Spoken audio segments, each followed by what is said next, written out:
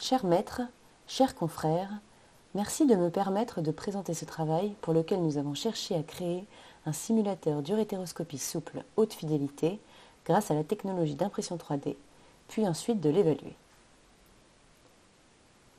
Nous sommes partis du constat de l'état des lieux des écoles de chirurgie en France, mené en 2014 par le Conseil national des jeunes chirurgiens, selon lequel celle-ci manquait globalement d'accessibilité, avec cependant une grande variabilité sur le territoire. Il apparaît urgent d'améliorer l'offre en matière de simulation chirurgicale, ce d'autant qu'il s'agit d'un objectif prioritaire donné pour 2025 par l'Académie nationale de chirurgie. Nous avons choisi de nous intéresser à l'urétéroscopie, puisque cette technique a acquis une place prépondérante dans la prise en charge de la lithiase urinaire au cours des 20 dernières années. C'est une procédure à opérateur unique, dont l'enseignement au bloc opératoire est de ce fait moins facile, et qui fait appel à un matériel dédié. En urétéroscopie, il existe majoritairement deux types de simulateurs, modèles de réalité virtuelle et modèles inanimés. Les premiers ont l'avantage d'être réutilisables à loisir, mais sont coûteux et ne permettent pas d'utiliser le matériel de la pratique réelle. Les derniers ont pour leur part l'inconvénient d'être peu réalistes. Pour obtenir notre modèle 3D, nous sommes partis d'un scanner abdominopelvien avec tentardif de bonne qualité et opacification de tout le tractus urinaire. Les images ont été traitées par le logiciel Synapse 3D afin d'obtenir un modèle 3D virtuel qui était ensuite retouché afin de correspondre à notre cahier des charges. Puis, il était transmis à l'imprimante afin de rendre un modèle physique en matériaux souples.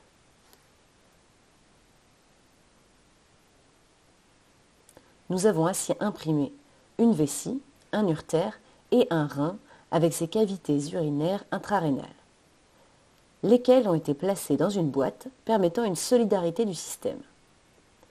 Vous voyez ici l'installation en bloc opératoire dans les conditions les plus réalistes possibles. Un calcul, également imprimé en 3D, était glissé au niveau du calice moyen, avant solidarisation des différents éléments du système. Le matériel utilisé comportait des urétéroscopes à usage unique, des gaines d'accès et des paniers en éthanol réutilisés après désinfection.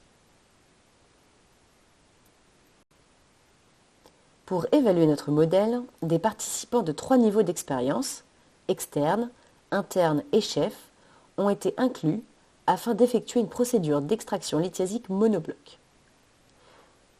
Ils ont bénéficié d'une formation standardisée à l'urétéroscopie par présentation PowerPoint. La procédure était chronométrée et répétée dans les mêmes conditions 1 mois plus tard. La notation était basée sur la vidéo anonymisée de la procédure et comportait 2 scores, comme habituellement dans la littérature. Un score global des capacités techniques du participant, validé dans la simulation d'urétéroscopie souple, et un score de tâche évaluant 5 étapes cruciales de la procédure. Les participants renseignaient également un questionnaire démographique et de satisfaction. Vous observez ici la vidéo de la procédure d'un interne en fin d'internat. L'urétéroscope vient de sortir de la gaine d'accès et progresse dans l'uretère sous-piélique.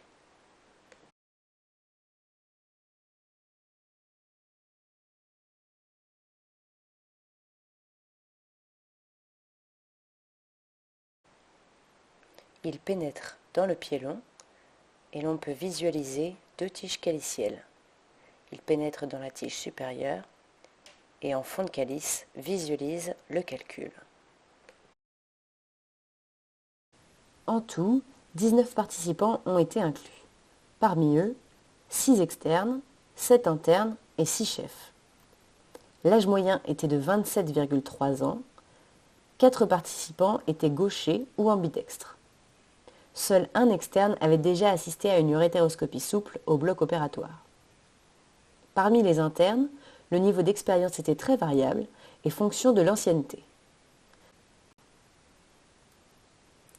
Les participants ont vu significativement leur performance s'améliorer entre les deux évaluations, tant sur le score global, avec 21,9 points lors de la première évaluation, puis 29,4 points sur 35 à la seconde, petit p inférieur à 0,001, le score de tâche, 14,7 points à la première évaluation versus 17,7 sur 20 à la seconde, petit p inférieur à 0,001, et le temps de procédure, 11 minutes et demie en moyenne lors de la première évaluation contre 6 minutes et demie lors de la seconde, petit p égale à 0,001.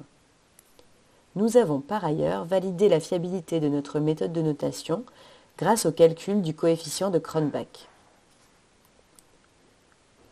En ce qui concerne les résultats par groupe, les externes ont montré la plus grande progression entre les deux évaluations pour le score global, plus 15,5 points en moyenne, petit p égale à 0,001, et pour le score de tâche, plus 6,5 points, petit p inférieur à 0,001. Ces différences n'étaient pas significatives ni pour les internes ni pour les chefs.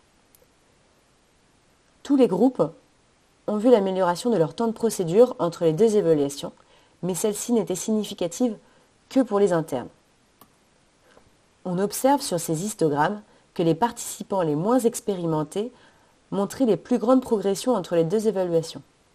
Vous voyez ici les externes en rouge et les internes les plus jeunes en vert au niveau de la gauche.